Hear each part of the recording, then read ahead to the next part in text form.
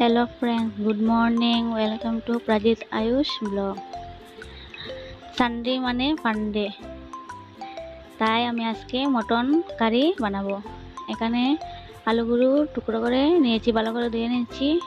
কড়াইতে সরষের তেল দিয়ে এখন আমি আলুগুলোকে ছেড়ে দিয়েছি, হলুদ স্বাদ মতো নুন দিয়ে লাল লাল করে ভেজে নেব। এখানে আমি মটন নিয়েছি, ভালো করে ধুয়ে নিয়েছি।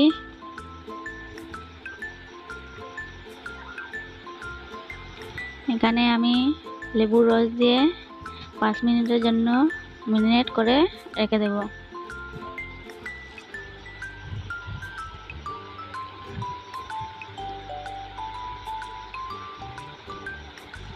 পাঁচ মিনিট হয়ে গিয়েছে।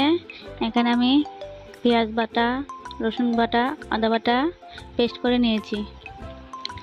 একে একে আমি মশলাগুলো দিয়ে দেব। হলুদ গুঁড়ো, জিরের গুঁড়ো, ধনিয়ার গুঁড়ো, লঙ্কার গুঁড়ো,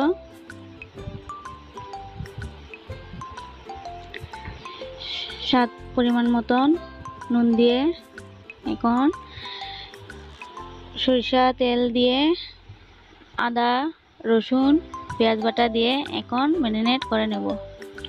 আর এখানে 4টা গোটা গোটা পেঁয়াজ নিয়েছি। ম্যারিনেট করা হয়ে গিয়েছে। কড়াইতে তেজপাতা দিয়ে পেঁয়াজগুলো ছেড়ে দেব। পেঁয়াজগুলো লাল লাল হয়ে গেলে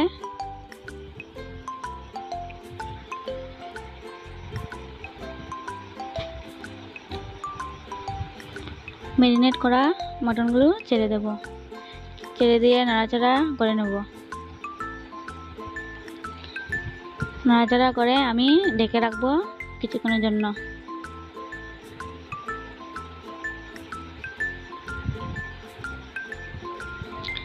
ঢাকনা উঠিয়ে দেখি প্রায় জল বেরিয়ে এসেছে।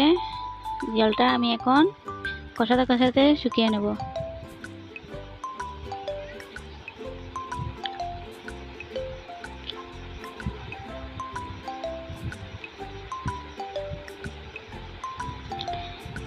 আমার কষানো প্রায় হয়ে গিয়েছে। দেখেন আমি জলটা প্রায় শুকিয়ে গিয়েছে। এখন ভেজে রাখা আলুগুলো ছেড়ে দেব। ছেড়ে দিয়ে নাড়াচাড়া করব।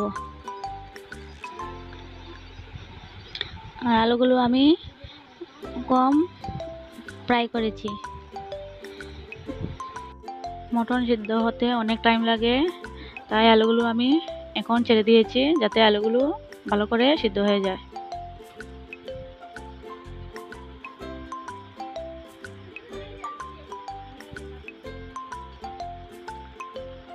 আমি কষানোর মধ্যে এখন এমডিএচের গরম মশলা দিয়ে নাড়াচাড়া করে কিছুক্ষণের জন্য ঢেকে রাখবো।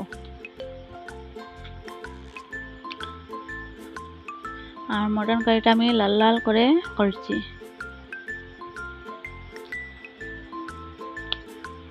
সানডে স্পেশাল মেনু হচ্ছে মটন কারি। এখানে আমি পরিমাণ মতো জল অ্যাড করে নেব। অ্যাড করে নাড়াচাড়া করে কিছুক্ষণের জন্য ঢেকে রাখবো।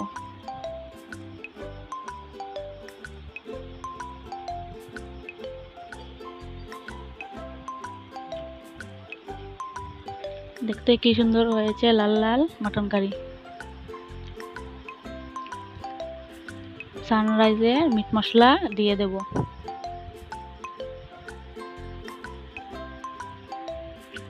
আমার তো এখনই মুখে জল চলে এসেছে, কখন খাবো। আর অল্প গরম মশলা দিয়ে নাড়াচাড়া করে আবার কিছুক্ষণের জন্য ঢেকে রাখবো।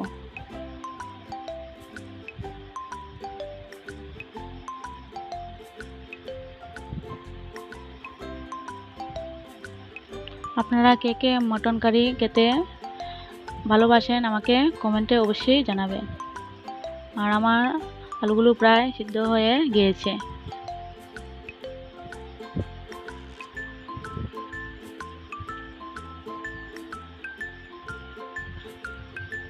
একদম ঝাল ঝাল করে বানিয়েছি।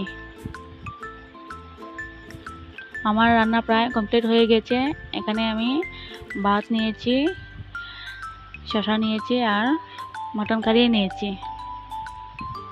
আমার ভিডিওটা যদি ভালো লেগে থাকে লাইক কমেন্ট অবশ্যই করবেন আর সাবস্ক্রাইব করে দেবেন, আর কেউ স্কিপ করে দেখবেন না, প্রথম থেকে শেষ অবধি দেখবেন।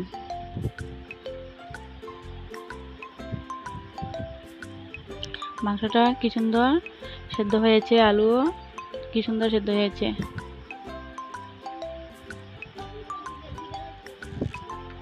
ভিডিওটা দেখার জন্য আপনাদেরকে অসংখ্য ধন্যবাদ।